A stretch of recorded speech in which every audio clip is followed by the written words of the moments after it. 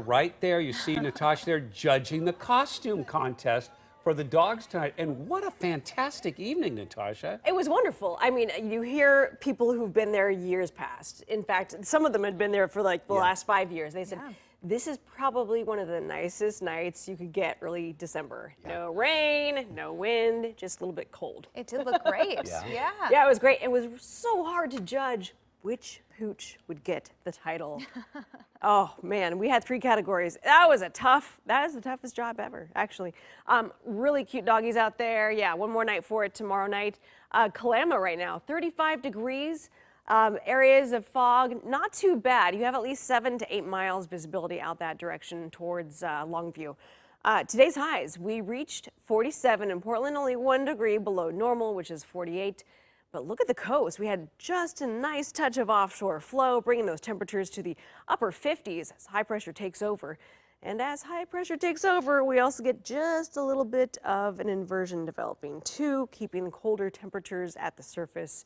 Now, 45, that was your high temperature today in Corvallis. It was really tough to warm up there. This is what we have so far in Portland. Good visibility right around PDX. You have 36 degrees.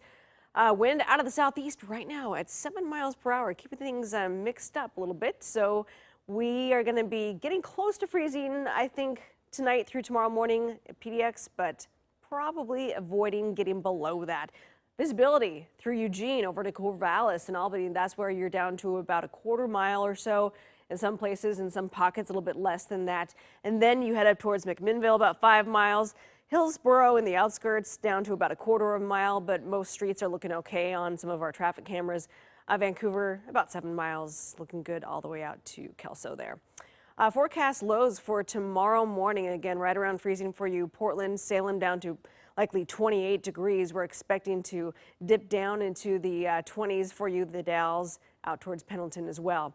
Taking a look at our drought monitor since September. Well, we started off in that severe drought category down to moderate and then just abnormally dry. And then for a time in November, we were actually at a category of nothing. Not abnormally dry, just fine. Now we're back to the abnormally dry category. So 5th driest November on record in the last 75 years at PDX. Now we're in December. And so far, we're starting off on a wet note, and we'll see a few more wet days here this week. Next chance to see some rain, that would be tomorrow evening, but not widespread. This is going to be pretty isolated, just little sprinkles. We're expecting 7:30 tomorrow night to about 8, 9 o'clock. You might get a few sprinkles on the outskirts, most of that happening right around Southwest Washington and over to the coastline. Early in the morning, though, Wednesday, we might get a few sprinkles moving across Portland and Tualatin, and then moving out pretty quickly by Wednesday afternoon. Thursday, a few clouds in the mix, but dry. We get to Friday, next area of low pressure on its way, moving in and bringing some snow to our mountains, but snow levels should remain above the mountain passes on Friday, even lasting through Saturday. Now, checking out your temperatures for tomorrow afternoon at the coast, we'll see temps right around 50 degrees. Again, in the valley, some morning fog, daytime highs right around the mid to upper 40s. In the gorge, 42 and 39 for you, Central Oregon. Let's take a look at that 7-day forecast. And daytime highs, we'll see some low 50s by Thursday.